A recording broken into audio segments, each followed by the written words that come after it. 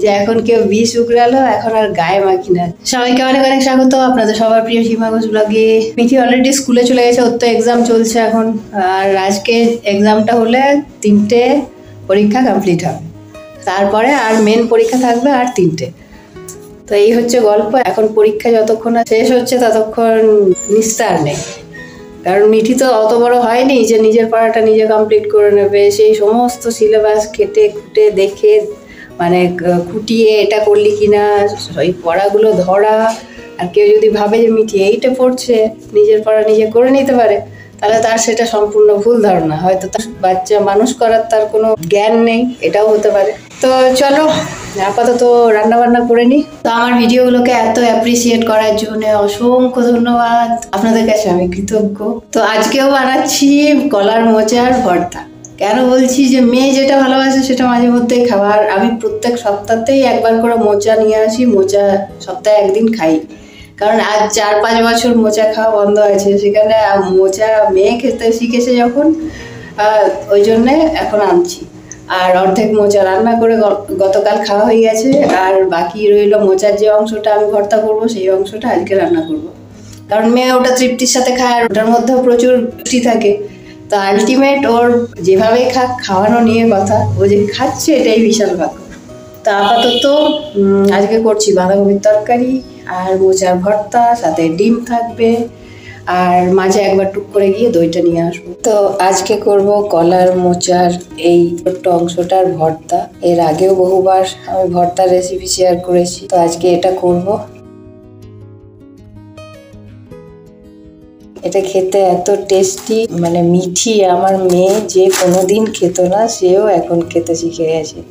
তো এই মোচাগুলো সেদ্ধ করে বা গোল গোল পিস আকারেও কিন্তু, মানে বড়া বেগনি যেভাবে ছাকি আমরা সেভাবেও ছেঁকে খাওয়া যায়, আর পেঁয়াজির মতন বড়া করেও খাওয়া যায়। তো আমি ওইভাবেও খাই, একদিন শেয়ার করব। চলো কাটা হলো, এবার প্রেসার কুকারে দিই। আর এখানে ভাত বসালাম। তো দেখতে দেখতে পুজো চলে এলো, আর মাত্র হাতে গোনা কটা দিন। নেক্সট মান্থের আজকে হলো 4 তারিখ, নেক্সট মান্থের 4 তারিখের মধ্যে দুর্গা পুজো শেষ। 6 তারিখে লক্ষ্মী পুজো, লক্ষ্মী পুজোর প্রসেস শুরু হয়ে যাবে। যে বছর সেপ্টেম্বর মাসে পুজো হয় সে বছর কঠিন অবস্থা হয়ে যায়। একদিকে ঘর ঝাড়া পরিষ্কার করা, তার সাথে পুজোর বাজার। আর মিঠির পরীক্ষা চলাকালীন তো আমি এসব কিছু করতে পারি না। সেই ওর পরীক্ষা শেষ হবে 12 তারিখ, তারপর থেকে ঘর ঝাড়া মোছা যা করার করতে হবে, তার মধ্যে পুজোর বাজার। খুব প্রেশার হয়ে যায়। আচ্ছা, কলার মোচার ভর্তা রেসিপি, আমার রেসিপি দেখে কেউ বাড়িতে বানিয়ে খেয়েছেন কি না অবশ্যই কমেন্ট করে জানাবেন। তো একটু নুন আর হলুদ দিলাম প্রেসার কুকারে।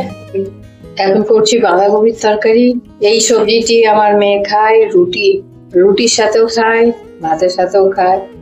ওই জন্য সপ্তাহে এখন 2 দিন বাঁধাকপি হয়ে যাচ্ছে। শীতকালে বোধহয় এত বাঁধাকপি খাওয়া হয়নি যা এই বর্ষাকালে খেলাম। অফ সিজনের জিনিস আমি খেতে নারাজ, কিন্তু ও তো আদার সবজি কিছু খায় না, খাওয়ার মধ্যে আলু পোস্ত। তো কি করব, ওই জন্য এটা যেহেতু ভালোবাসছে, ওই জন্য এটাই নিয়ে এসে রান্না করছি। তো এই হচ্ছে মোচা সেদ্ধ হয়ে গেছে সুন্দরভাবে, একদম গলে আছে। তো নুন হলুদ পরিমাণ মতন দিয়ে সেদ্ধ করে এখন জল ঝরতে রেখেছি। আর এটার মশলা হচ্ছে এই যে রসুন, সর্ষে আর একটা কাঁচা লঙ্কা দেবো, যেহেতু মিঠি বেশি ঝাল খেতে পারে না। তো বাঁধাকপিটা হচ্ছে হোক, আর এদিকে মোচা একটা জল ঝরিয়ে রেখেছিলাম, এবার রসুন দিয়ে দিচ্ছি। এটাতে বেশি করে রসুন দিলে বেশি টেস্ট হয়। আর সাথে আর এই একটা লঙ্কা, ব্যাস এটা পেস্ট করে নি। কপির তরকারি হয়ে গেছে, একটু গরম মশলা দিলাম। এবার একটু ঘি দেবো। ঘি আর গরম মশলার গন্ধে আমার মেয়ে খায়।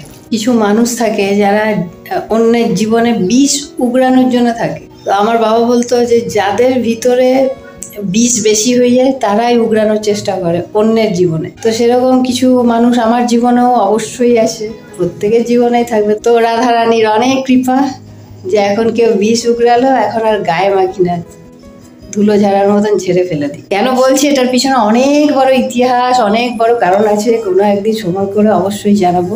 আমি একটা জিনিসই চাই, সেই সব মানুষের খুব উন্নতি হোক, খুব ভালো থাকুক, সুস্থ থাকুক, শান্তিতে থাকুক। তাদের শান্তিটা কামনা এই জন্য করছি, নিজেরা শান্তিতে থাকলে তার আশেপাশের লোকেরাও শান্তিতে থাকবে। তো প্রেমানন্দজি মহারাজ আমি ফলো করে চলি, ওনাকে গুরু মানি।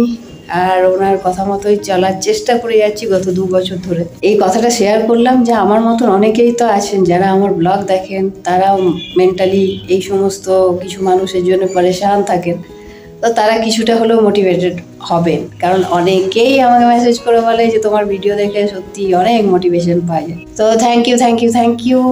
আগামী দিনেও যাতে এইভাবে মোটিভেট করতে পারি সবাইকে, আর সেটাই চেষ্টা করে যাবো। এবার যাই একটু দোকানে, যাই দই নিয়ে আসবো, একটা কাসুন্দি আনবো, কারণ আমার মেয়ের ডিমান্ড হচ্ছে যে কাসুন্দি দিয়ে পেয়ারা মাখা খাবে। আর এই শীতকাল ভোর এবার কাসুন্দি দিয়ে ফল মাখা, পেয়ারা মাখা, যা ফল খাবে সব কিছুর মধ্যে কাসুন্দি। তো এই হয়ে গেছে পেস্ট, এবার কড়াইয়ে ছুঁকে নেব। একটু কালো জিরে আর শুকনো লঙ্কা দিলাম,